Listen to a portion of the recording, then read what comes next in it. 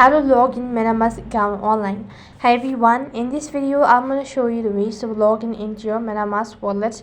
So in order to log in into your Metamask wallet, you just have to follow the steps.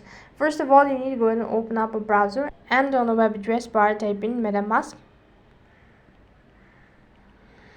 And when you type in Metamask, then you need to go ahead and log in into your account by tapping on the link. It's going to take you to the official page. So here what you have to do is you just have to press the try bar icon, and from there you just have to go ahead and press on login. When you press the login button, you have to go ahead and enter the wallet address and then the secret phrase if necessary, if asked, and type in the password associated with it and confirm your login button, and confirm by tapping on the login, and you'll have successfully logged into your Metamask account online.